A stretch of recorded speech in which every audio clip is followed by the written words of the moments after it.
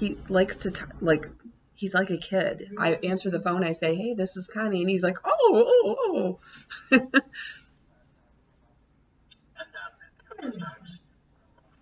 their words all the time, or decide that that's about right when I get on the phone. Yeah. They bark at the UPS guy, or they bark when people decide they want to come and answer the phone.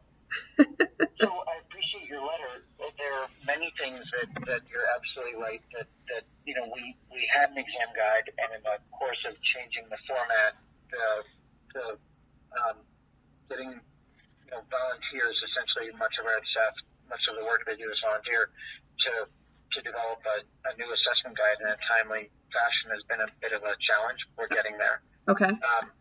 And for instance, we had the scorecards up, and then I just recently changed them. We removed the link because I changed them so that the text block was one block instead of separate blocks, because the way we're delivering feedback. Okay. We took down the link. Sadly, they're kind of small office, and it got put aside. So we'll get the links back up to the scorecards. Okay. But there's many of the things that you say I appreciate as yes, we can do better on creating an assessment guide and delivering it out there. And of course, our process is in many ways identical to that in other divisions. In some ways shorter, in some ways longer. But there is some of the communication that I wanted to clarify, because some of those words are mine. And I can't speak to you about another participant's performance. Right. You can speak in hypotheticals. That's totally fine. I'm going to speak in the broader tone. Okay. And that is that I personally do not test Wedge Christie because there is no one Wedge Christie. There is an infinite number. For Wedge Christie. Right. And it's up to, this is what I mean by subjective, like, wait a minute. The way that I tested for it in my exam, not only have I never taught it, I would never teach it because it's so incredibly specific as to when you match the skis with no pressure, it just doesn't reflect real world, and I don't know that I understand and we always have to get into that scenario of what a clinician or examiner says in the task description in the moment. Right. We have clinicians who feel that we have to read the full description prior to every task, and I personally feel that when we do that, it causes the candidates to feel we're assessing all possible elements. Right. And so I'm very specific to say, and when we look for this, what we're looking for is the downhill ski releases, but incompletely. Not that the downhill ski remains fixed in place while the uphill ski displaces, because that's a stem Christie. But the reason that I don't test it, and I told this to the group, and I hope that this gets conveyed everywhere, because Nick Heron believes the same thing, and many of our ed staff are coming to see it this way. Mm-hmm. Yes, the Wedge Christie is a national standard, absolutely. But many of us are coming to recognize that the Wedge Christie is a phase we pass through when we go from wedge turn to basic parallel, and that the idea of testing as a standard is, as you just described, very subjective to terrain and speed. Yeah. Whereas a wedge turn is always a wedge turn, and basic parallel is always basic parallel. Right. And in fact, when I spoke to Dave Schuling, the head of coaches of education for PSI yesterday, that was one of the things that we jokingly said is that we know if someone fails their basic parallel, they're very likely to have passed the Wedge Christie, because the reason they'll fail is because they wedged, and therefore, it becomes almost the either or test. Yeah. So to clarify, I didn't mean to be dismissive in my group of the Wedge Christie to say we weren't testing it, so much as to say that for my group, I didn't value the standard. That doesn't mean it's not there on the national standards, and that if we had chosen to test it, that the candidates wouldn't be expected to demonstrate it. Mm-hmm. It's that we had within the blended task category, we choose from 2 to score, and choose from 2 of the potential 4 tasks we can do to score, and our group just chose not to do Wedge Christie. when you guys did them, you may have done Wedge Christie, but I don't know if that was the element that was scored among Wedge turn, Wedge Christie, and basic parallel. Yeah. Which was it? My scores reflect the Wedge Christie because I had a hard time with it, trying to do it the way they were asking for it. My wedge, I mean, a wedge is a wedge. You know, there's not a lot that you can do to kill a wedge. They scored me low on my wedge, and I'm like, what? I teach the wedge like literally, every week. So like that again, like I feel like they scored on the Wedge Christie, but wrote down that it was the wedge. So, but again, and the thing is like, okay, then I wish I would have known that going in, because I would have practiced that a little bit more. And I would have been a little bit more prepared, both mentally and physically, just because like I said, I teach the wedge weekly, one out of... In fact, on our teach day, we had to stop our group and say that we understand that at least at Pine Knob, that a knee drive wedge is the standard. Yeah. And it tends to be old school. It's very Austrian in its nature, and we PSIA, although everything is acceptable within PSIA situationally, like as you deviate from the center line, everything is appropriate situationally. The center line is a light and guiding inside foot on a wedge. Mm-hmm. And so we had to stop our group and say, hey, just to clarify, we're not testing you on the Pine Knob wedge. We're testing you on a wedge that fits more in line with the national standards for wedge turn. Right. And we had to clarify. Right. And there's probably situations where they did that within your group too, to say, to offer some clarity on what they were looking for. Mm-hmm. I hope, because Logan said that they gave you guys 3 passes on each, like a practice run, and then 2, yeah, 2 scored, yeah, which was cool. I liked that. Yeah, and this ultimately is the thing that it comes down to. Like, as a for instance, and I'll just to kind of follow up on that, I don't think that typically I'll have anybody who quote unquote fails their exam on their wedge turns. It's Mm-hmm. likely that, just like as I had expressed on the highlighted fundamentals, you don't fail in the highlighted fundamentals. They reveal deficiencies in people's skiing. Mm-hmm.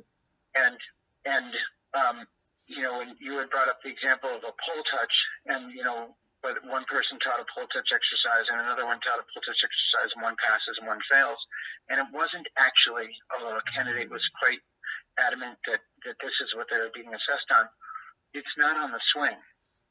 It's on how the body moves in response to the swing. Mm-hmm. And if when the pole is going downhill, the body's going uphill, then that's a fundamental misunderstanding of the purpose of a pole swing and the direction that the body's supposed to move at initiation. So it wasn't about the swing. Mm-hmm. You understand what I'm saying? Yeah, I hear you. If the pole is going down the hill and the body doesn't go with it, then all we've done is put out a place marker, but we haven't created directional movement. Yeah. And therefore, it's difficult apparently for me to put this into words, but if we teach the wrong thing in an enthusiastic voice, or we teach a good exercise but we demo it improperly, ultimately that teaching segment isn't a pass. Mm. Right? Mm-hmm. Because there's the 3 elements. There's delivery, there's content, and there's demos, right? The delivery of the information, the content that's being, technical content that's being delivered, and the demos of that content, and they all tie together. And that presents a challenge. So one person can teach a pole touch exercise where the directional movements are appropriate, or where the outcome is suitable, and another one, especially during the Q&A section, which I think I mentioned to you on the phone the other day. It's not our job to bury people. If they're headed in the wrong direction, that's our job to hand them a ladder and see if they can crawl out of the hole. Mm-hmm. And when we do that, if it turns out the hole is deepening, we just tend to say no further questions. Mm-hmm. And so I know that it can appear as though as though the standard is inconsistent. It is an inexact science. We are, in a very short period of time, trying to sample from among an instructor's knowledge in order to get a sense of the big picture, because we don't have the time, the resources, nor do the candidates the time to reveal the entire extent of their knowledge. So we have to sample it. Right. And I understand that. Again, my objective was to give you feedback because it was real time, because we did have a really great test case of 2 different groups going out on the same hill on the same day with different examiners with very different experiences. So, and it's, JP has been doing this for as long as I am old, and therefore it's hard for me to say that JP's process for revealing his sense of a candidate is better or worse than mine. I have a broader experience working in multiple divisions, and he has a deeper experience for the number of years he's been doing it. Ultimately, we tend to end up in the same place. And please don't feel as though I'm dismissing your concerns. Your concerns are actually really valid, and it's something that we address all the time on our ed staff, is that candidates would like for us to have a very uniform process. And the challenge with that uniform process is that every lesson is different, and every day and snow conditions are different, to the point that we find ourselves having to say, okay, well, what if we went down that path? Where would it lead us? Even group dynamics. I asked Logan about the bump run, and that Logan made the decision for not the safety of the group, but for the safety of one member, that they felt that they'd seen enough. And yet, in our instance, we didn't have anybody who we felt was a great risk in going through those bumps, but we gave people the opportunity to select where among the field they went, with the mandate that we were not trying to make it look hard. We were looking for moguls that make it look easy, and where would you take your students, and what part of the path would you take them in? So we gave, there were people who chose to ski the zipper line, that it really helped them, but we gave people the option for where to go, but did express that we hear it all the time from ski school directors that a level 2 is supposed to be able to take that student who says, I want to learn how to ski moguls, and at some point in the lesson, there should be some moguls. They should take them into moguls. And, we stand behind that. So, again, I feel like I'm sounding defensive, and I don't mean to. What I'm suggesting is that it isn't an exact science, and none of us do it enough to be great at it. It's just, you look at a high school teacher who's in the classroom every day, and is delivering tests every day. They probably are better at delivering a test than any examiner in the country who does it 5-6 times a year, at delivering a consistent product. However, they are also not faced with the variables that we're faced with. Right.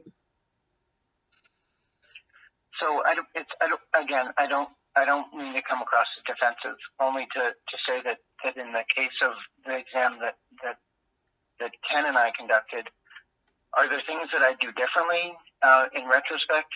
We always look to find out, did we do enough to help this candidate show who they are?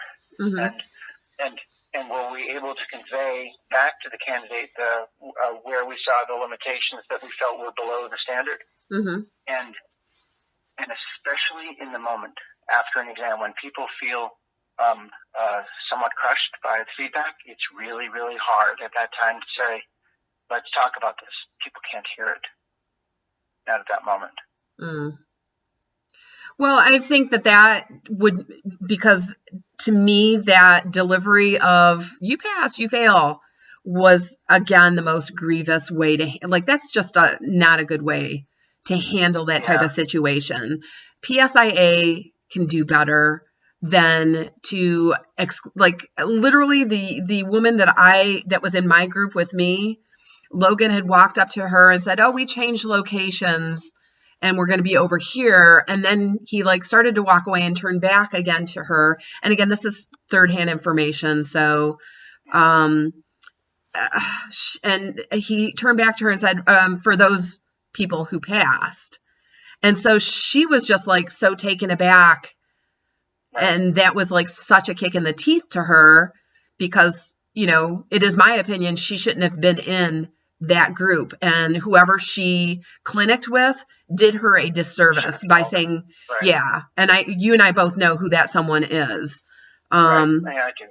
And, but anyway, like, so, Connie, something to that end that is important, you know, when I became executive director, I said that we are no longer ever doing what I call the walk of shame. We're never having people sit in a room and wait to hear.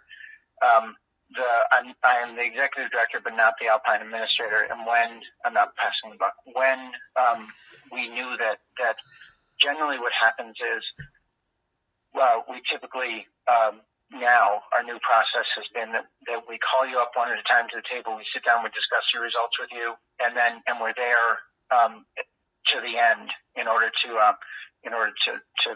be able to discuss the outcomes. Like, we're there as long as candidates want to talk to us. Right.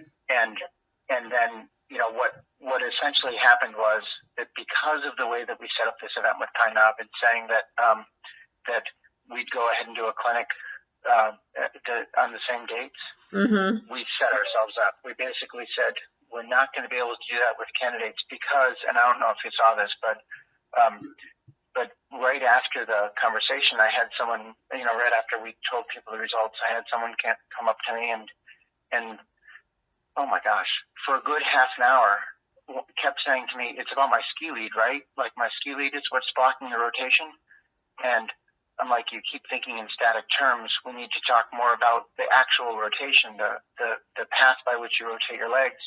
And that, you know, it's those conversations are difficult to exit because, you know, every candidate deserves our time and explanation. Right. So the reason that Ken had made the decision to go back to the old process of simply announcing the results in that manner was in an effort to save time. And I will agree with you that it is inhumane, and I do not support it at all. Yeah. I think we give the candidates the results. We tell them that we're sitting over here at a table, that we're happy to talk to them about the outcome and a pathway to improvement. And then we put ourselves out there, and we are almost always challenged with the outcomes. It is rare that someone comes up to us and says, "Wow, you're absolutely right, and now I see." Yeah. Well, okay, so, you know, and I told you the day of, like, you know, my overall experience was pretty positive, but that's a lot because of what I put into it and what I brought to the group. And that was that is the way that I chose to receive the information and receive the experience. However, I didn't get a chance to talk about any feedback other than you're on the right track. And I didn't walk away with my sheet of paper, and I didn't get my results for the whole thing, until yesterday, which was a week later. So, you know, and I feel that you've been very accessible to me personally. And I feel like I've got a direct path to be able to communicate with you. And I value that. And I appreciate that you are taking the time to communicate with me, because I think that in doing so, that's where the change can happen. And it's through that honest interaction, like, here's what went right, here's what went wrong, here's how we can do better, and here are the stepping stones to doing, to getting to that goal. And this is why I always think that it's like the best scenario that we can do is just give that honest feedback without being so reactionary, so that we can take a look at what the processes are that got us, into an emotional situation, for lack of a better explanation. But I appreciate. Last night we actually had a call for our ed staff. We do that relatively regularly. We talk about how it's going, what we can improve on, what we can do differently and better. And like your group tested all 5 fundamentals, and I personally don't believe that we need to test 5 fundamentals if we don't see issues in 5 fundamentals, and that's my directive to the ed staff. And last night we had a lengthy call about whether or not people agree with my system or their approach, and ultimately, does it change the outcome of the day, the course of the day, especially when it comes to a candidate's understanding? I hope that you know that we don't see ourselves as ever standing still. We're always trying to seek constant improvement. Right. Sorry, you had made another point that I didn't want to forget about, which was, why don't we give real-time feedback on the Hill? Yeah. Because we get into arguments, and we've learned that lesson that I used to occasionally give people very specific feedback, like, I need you to do it again this way. Yeah. And I've discovered that the best I can do is say to the group, hey, we're going to go test that again, and this time when we do it, I want you to be conscious of the fact that we're seeking this specific thing. We're seeking speed control. Whatever speed you're going on your third turn is the speed for your short radius turns. If you get going faster and faster, then the speed environment accuracy score is going to be affected. And we have to announce that. And in fact, during my group, there was one person I was telling that to, but I had to tell the whole group. Yeah. Because otherwise we do get into a debate with a candidate in a way that can be that can cripple our time. Well, I mean, you can give specific feedback to specific people with the delivery. Like, we don't have the time to spend debating this right now. And if you'd like specific feedback, then I can deliver it, but there will be no back and forth because we don't have the time. So give people the option, like, would you like it without a conversation, or no? And maybe add that in, because I can't imagine ever teaching a class. And I've been teaching, I've got my degree in sports medicine. So I've been a personal trainer and fitness instructor, for many years. So I can't imagine being in a situation where I'm not giving feedback. And it was very unnerving to me to not know if I was doing something right or not, on the mark. Because there was no encouragement, but there was no correction. And, I don't like that. I don't like wondering, did I not do that right? And I started saying, hey, you guys, let's give each other feedback so that, we can see. But I don't want to slam Pepler, and I don't want this to sound like it's a slam to Pepler or to Logan. One of the people that passed, I watched his skiing and I was like, oh, I don't think it cut mustard, and he passed. And then there was another guy in our group, and I thought he was a beautiful skier, and he passed his teaching, and he did not pass his skiing. And I'm like, what? That really, really surprised me that one person passed and one didn't. But then I have the understanding that Pepler has the number of years that he has, and Logan's really good at what he does too. But it made me think, what was I seeing from a different angle that they weren't seeing? And then, why was I not seeing what they were seeing? Right. And I don't know the skier that you're speaking of. The challenge that we have, and this is I'm sorry to take so much time, but it's an interesting quandary that we have. So I taught at Deer Valley for years, and one of the people that I used to get to teach with fairly regularly was Stein Eriksen. And the fun thing was that people would take clinics specifically to learn how to ski like Stein. And they would ask, why isn't this the approach you teach? And our response would be, because Stein's movements are very nuanced, and it's not a very easy approach to teach. You can teach people to ski like Stein, but you can teach people to ski this way easier, faster, more completely. And And when it comes to, as a, for instance, beautiful skiing, one of the challenges with that is that typically what we see of as, and I don't know the skier, so I'm speaking in terms of an image that occurs in my head, right. is that it's that we tend to see graceful skiing that, a little bit swoopy, an angle that tends to come more from the hips and legs are a little closer together. And the challenge with that is that the stance that appears before us tends to be back and inside. And that's okay because 90-something% of the skiers out there ski back and inside. Right. Except for then if we suspect that's an issue and then we go and we do a task like side slips or pivot slips and we ask to stay in a corridor and the candidate can't, then it's not a question of can they ski beautifully, but can they ski functionally too? Mm-hmm. And if the functional elements don't reveal themselves as solid, that their beautiful skiing is stylized and personal but not teachable, then we can't pass that. Yeah. So just as an adjunct, it was Patrick, and he was technically correct. He was functional, and when he skied just free skiing, it was just nice to watch. So. And I just don't know. I know that he signed up for, I think, the Holiday Valley event now to go and try again, and I think that good for him. The feedback to be useful enough to give it a shot. Mm-hmm. So I'm hoping, again, it's when I was back east, every exam used to get videoed this was 30 years ago, so that you could go reference the video and see what the examiner saw. The funny thing is that I still have all my videos from back then. Oh, really? I did what they said I did.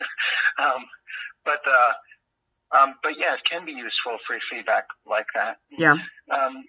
But so to your the one other point that you had made about why don't we do prep courses, we did. We've tried forever to offer specific exam prep courses, mm-hmm. and we've tried to require prerequisites the way most other divisions do, that you must take this course first. Yeah. And found that central members tend to respond to us that they don't make enough money as it is in their career as a ski instructor, and to add another $177 requirement prior to taking an exam made it cost prohibitive.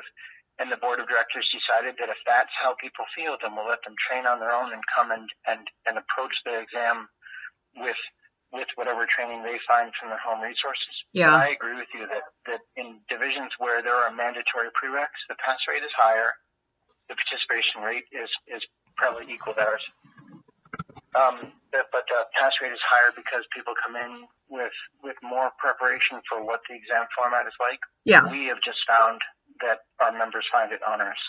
I feel like, I've also been a freelance producer for many, many years. And I almost feel like a total walkthrough, like an abbreviated walkthrough video of here's what our exam process looks like.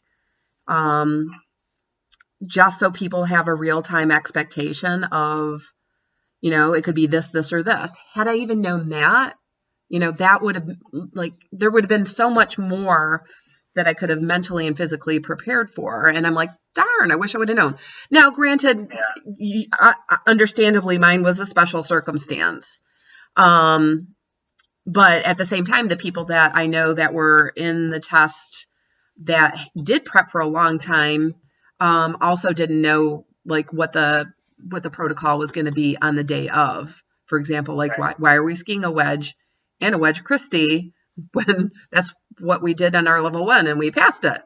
So I'm like, yeah, that's a great question. I don't know, because I prepared for benchmarks, but not for basics. So, and so for what it's worth, again, it's that model, the speed, environment, accuracy. Mm-hmm. The expectation is that at level 2, the accuracy of your wedge turns, the expectation of accuracy goes up exponentially. Yeah. But then you're talking, but then we get back into that whole accuracy, meaning specific things that's where it becomes subjective. So it's like, okay, if you're going to. So if I see at a level 1, if I see a person making a wedge turn and they look like wedge turns, then I generally pass them. Whereas at level 2, I look for that light and guiding inside ski. I look for a shortening inside leg and a lengthening outside leg. I look for the upper body generally pointed downhill, using the word generally, because that person might then be asked to take it into a blended task where I'll say, I need you to ski 5 turns wedge turn, 5 turn wedge Christie, 5 turn basic parallel, where I see the common threads coming through. And I would never ask that of a level 1. Okay. So we're looking for the ability to not just make the movement, to understand why the movement's there. Okay. And the challenge is, as I present this to you, the interesting thing is that we try to tell the candidates what we're looking for. Like, we do a task and we say, when we're doing this task, here's why we're doing it, here's what we're looking for. And then we do a demo, and one of the challenges is that now we don't all use the same words, but I tend to say in my groups, I do my demos so I can feel what you guys have to do this turn. Do not let my demo influence your understanding of how to do a wedge turn. I'm not doing it to change how you think you do it. I'm doing it so that I can feel what you need to do. But we can say that till the cows come home. People still think, we had this at Pine Knob. Someone said, well, I saw, it looked like you were matching on your demo, so I matched. Yeah. And we said, well, let's go do it again without the match. Yeah. So we can clarify. If that's your concern, let's go clarify. And, sadly, the outcome remained the same. So but you understand what I'm saying is that the reason that we can still return to a task that was expected in one is that now we expect a higher degree of refinement or a better understanding of why we do those moves. Right. But, okay, given that's a good point, but I can tell you, like, I have a really good in-depth knowledge of biomechanics, simply because I have a degree in sports medicine. So I've been using it a lot longer, and I can tell you that I heard wrong teaching. When I hear people say where movement comes from and what joints and what muscle groups, and it's not right, I'm like, no. Right. And I know very much what you're saying. And again, I'm gonna point out 2 things that maybe are tipping my hand further than I should in professionalism. But I hear JP say stupid shit all the time about the way people walk. And when people walk, they do this, and you're like, okay, JP, you're telling a lie of convenience. You're telling something that you're illustrating something, but you're anchoring it as fact. Yeah, when it's not.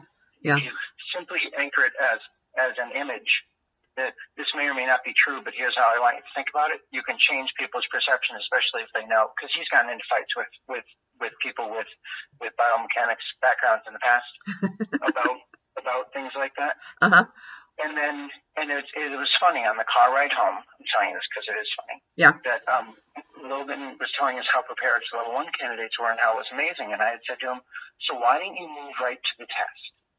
And if you move right to the test, if you say, oh my God, you guys are so prepared, why don't I just hand you the ball? You move through the progression. We're going to test your depth of knowledge on it, and then we're going to move on to how far can we go with this, like a level 2 prep. And because that's what I do. And he said, well, there was this woman that I had to correct because she said, put your hands on your knees. And I said, oh, never do that. And I said, wait, Logan, why did you say never do that? He said, well, for little kids, their arms are so short, if you put their hands on their knees, it puts their butt back. And I had responded with, Logan, where does put that massive head of theirs? He's like, well, forward. And I'm like, so where's the net balance on that skier? Forward. Like, well, I guess it's neutral. Yeah. Right. So, and then I said, now here's what I want to ask you. Logan, your body uses what I understand are the same neural pathways for rotary movements, whether it's rotation of the arms or rotation of the legs. It's really the body making a decision as to what you meant to turn. Right. And he said, yeah. And I said, so if you lock out the kinetic chain on your arms, if you basically say the arms have resistance, what will spin more freely? And he's like, the legs. And I said, so what don't you want them to do with their hands? And he's like, well, that's not the point. The point was that I had to correct. And I'm like, no, the point was you didn't correct. So we are not perfect. We are learning, and sometimes we bring our opinions into things that where we should know better. Yeah. We state things with arrogance that we should say, I think, or my understanding is. And we as professionals who do this part time, well, I don't, but for our examiners who do it part time, what these guys represent is not necessarily the best in biomechanics and the best in education, but the best people that we have who are to test the standard in a way that we feel results in the national standard. And if I felt that at the end of the day that we weren't identifying level twos, I would shut it down. But the truth is that in Central Division, our level twos, the people who receive the pen, look and sound just like level twos all across the country. So how we get there may feel flawed, but the end result seems pretty accurate. Okay. Well, so the pathway isn't necessarily the bad way. It's just the stepping stones on the pathway that need to be smoothed out. Right. I agree with our communication, and we're working on correcting the website and making sure that the information is accurate and available. And your letter is appreciated and well received, knowing that look, members do look for this information, and the fact that you looked on other division sites is awesome. We tell people to do that all the time. That every division has great resources, use them all. Yeah. But you pointed out the truth behind that statement. Yeah. And we learn from those guys. Well, if it would be helpful, I can take that the Intermountain sheet, the PDF, and I can adapt it to Central, and that would be pretty easy, and forward it to you if that would be helpful, because you said you do a lot of volunteer stuff. I don't have a huge amount of time to volunteer because I do a lot. I'm the media director for a nonprofit here in Michigan, so that's all volunteer. Which nonprofit is it? It's called Michigan for Vaccine Choice. I don't know. Yeah, it's primarily just educating people on mandates that affect their choice to either fully vaccinate their children, partially vaccinate, or not vaccinate at all, because we have that ability in Michigan. So it's so it is helping people understand what their pathway, and it's like from a step back, it's helping people to understand what the legislation is, how they can connect to their legislators, and their pathway through figuring out how to stand with their school on their legal rights. So it isn't really, when you're figuring out processes and improving efficiency through processes, it's not too dissimilar to any other No, I appreciate that. nonprofit. Yeah. Well, so I appreciate that, and I think that your offer, and what I'd like to do is I'm going to go back to Ken Herman and tell him that Connie's not looking to she's not complaining, she's offering. Let's take advantage of this, and I can put you together with the people who are responsible for creating. It's called the EdCert Committee. Okay. For creating these documents, and see if we can't adapt that current document, because we did have to scrap our old one entirely. It described a process that we did not do anymore. Right. So and I think I'll do that. That would be really helpful. I feel like if you had even a small budget to produce a video that kind of was mimicking somebody going through the process of a certification, level 1, level 2 probably would be more appropriate. Level 3 is way different, I think, from the sounds of it. But just the 3 it's closer to 2 now than that. But I'm sorry, 1 second. Okay. Yeah. Okay.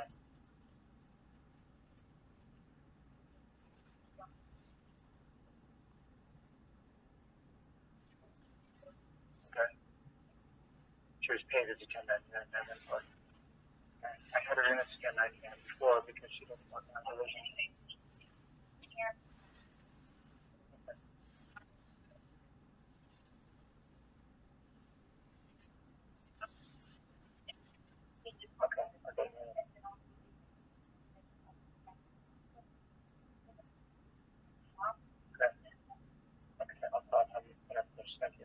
So you can see that basically what I've just done is put off all of my work.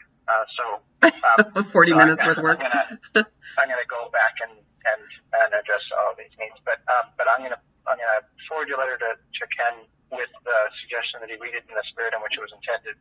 And I do appreciate your time and the opportunity to kind of explain a little bit about what we do. Mm-hmm. It is not an easy job. It's trying to get to know someone as a teacher in 20 minutes, trying to get to know people's skiing and contrived situations can be unbelievably hard, and then trying to express what we saw can be harder. Yeah. It's I can tell you that no examiner that I know of likes being an examiner. We all like being clinic leaders. Yeah. We do it because it's part of the job. But it's never fun to deliver. It's great to deliver good news. It's never fun to deliver bad news. Yeah, no, I can't imagine. Well, I appreciate your time. No, thank you. And hopefully you'll hear from us very soon. Okay, sounds great. Thank you. Take care, Ron. Bye. That was that.